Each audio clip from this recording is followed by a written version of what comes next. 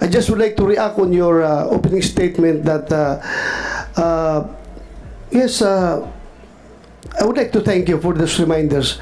Reminders coming from a esteemed veteran colleague.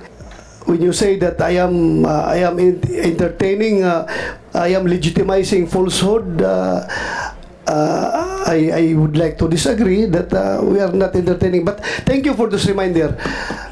Hindi naman, kaya nga tayo nagkakaroon ng hearing to hear everyone para pakinggan natin sila. Wala po tayong hidden agenda dito.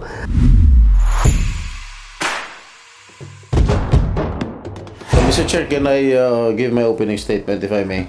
Yes, you may deliver your opening statement. Thank you. Mr. Chair. Sa pagpapatuloy po ng pagdinig ng committee to, nais ko lamang pong bigyan linaw ang ilang mahalagang bagay para sa ating publiko. Ang pagsiwalat ng mga di umano'y dokumento mula sa Philippine Drug Enforcement Agency, kung mapapatunayan na wala itong kabasehan o katotohanan at pawag gawa-gawa lamang, ay sumasaklaw sa privacy concerns, due process at reliability of information. Ang pagbanggit ng mga pangalan ng mga individual na di umano'y sangkot sa paggamit ng ilegal na droga ay maaaring maglagay sa panganib ang kanilang buhay at maituring na paglabag sa kanilang pribadong buhay. Ito rin ay usapin na may kinalaman sa tinatawag natin due process at presumption of innocence, lalo na kung hindi ka mapapatunayan na sangkot sila sa anumang krimen sa ilalim ng tamang proseso ng batas. Maaaring biktima rin sila ng maling interpretasyon o maling pag-uugnay sa usapin ng illegal drugs. Maaari rin na magdulot ito ng political repercussions at magamit na instrumento sa pamumulitika. I am here to extend my full support as one of the vice chair of this committee to the esteemed chairperson conducting these committee hearings. It is our collective responsibility to unearth the truth behind the purported PDEA leaks and utilize it to shape effective legislation. My colleague and I are committed to achieving this objective through a diligent and impartial approach. Ang paksa ng pagdinig ay hindi umano'y PDEA leaks. Pero sinabi ng mga opisyal ng PDEA na walang ganitong pangyayari. Sinasabi ni Morales, meron daw. Nasaan po ang ebidensya? Isa sa mga natutunan ko sa pag-aaral ng batas ay ang legal maxim that he who alleges has the burden to prove this. Maliban sa mga statement ni Morales, ano pang ebidensya ay pinakita niya? Wala po.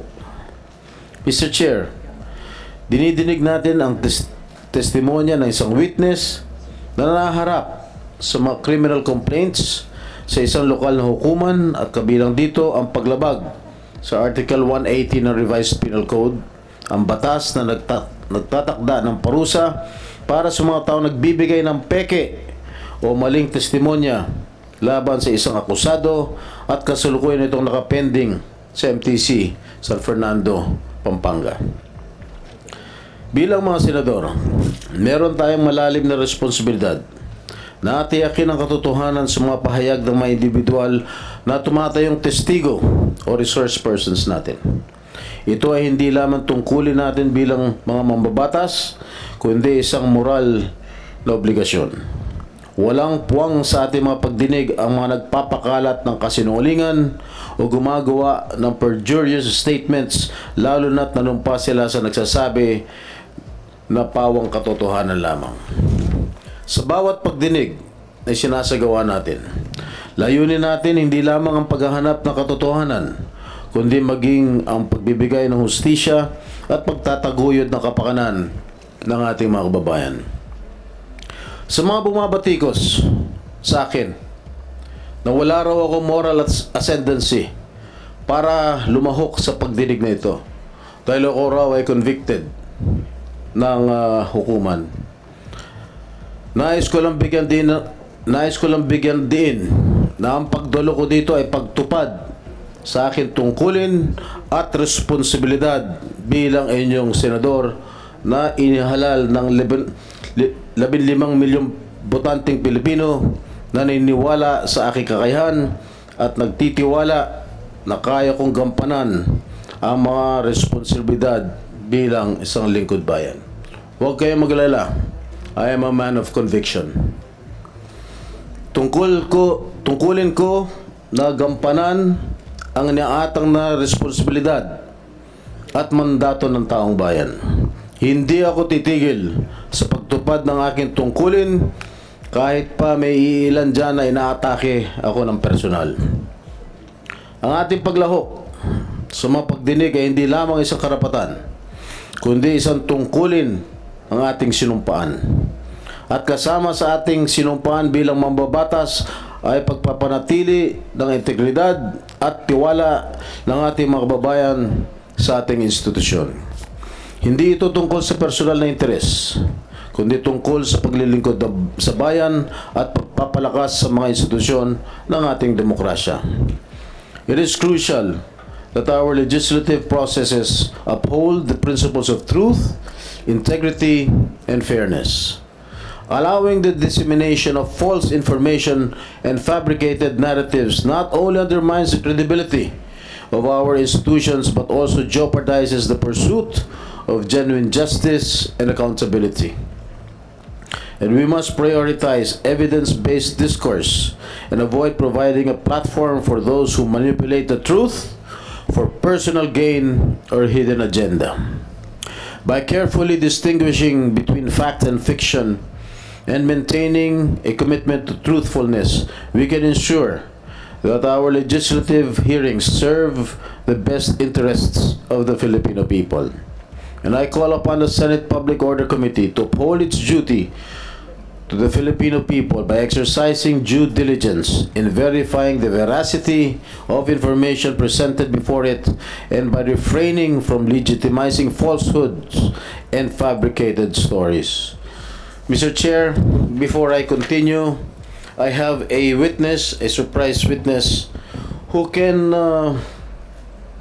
maybe give some inputs because his name was mentioned during the first or the second hearing, and I want also to, with the permission of the chair, to call his attention and maybe to give some inputs and to corroborate what some of the resource persons and I myself to corroborate all the statements that I said during the last hearing, if I may, Mr. Chair.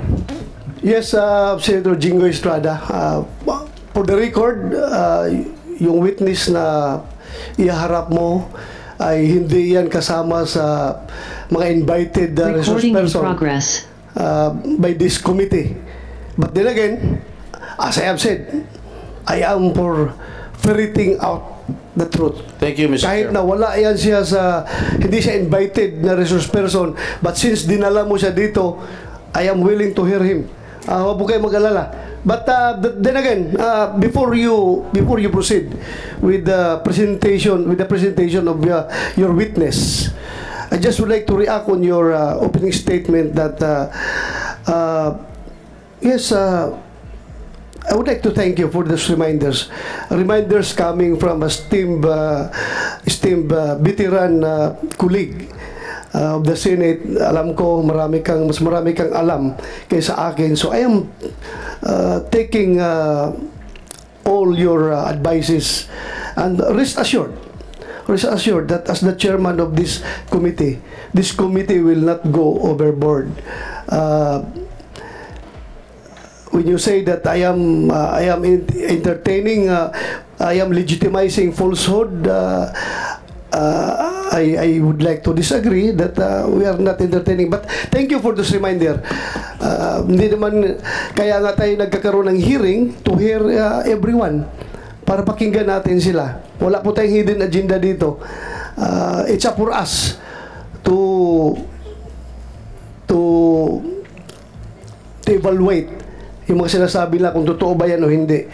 In fact, si Morales mismo, meron siyang mga sinasabi na pinapaniwalaan ko, meron din siyang sinasabi na medyo alanganin ako. That's just to set the record straight. And rest assured, I will do my best as the chairman of this committee na hindi magamit itong committee na ito for any hidden agenda or any political or personal agenda ng ibang tao. itataya ko ang buhay ko dito sa hearing na ito as far as objectivity and neutrality is concerned. That's all. You may proceed. Thank you, Mr. Chair. Chairman, Mr. Chairman. Senator Tolentino is seeking the floor, if you may allow. Go ahead, Mr. Senator Tolentino. Even without inquiring as to the nature of the testimony that would be given by the surprise witness, may we know, Mr. Chairman, kung nakapanumpa na ba yung surprise witness? O wala pa dito? Wala pa. Surprise nga.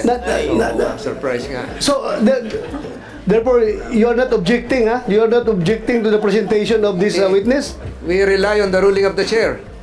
Well, I rule in the spirit of transparency and fairness. Kahit na hindi ko siya invited, since siya ay invited ng ating colleague, din pakinggan ko. Pakinggan natin. I'm willing to hear.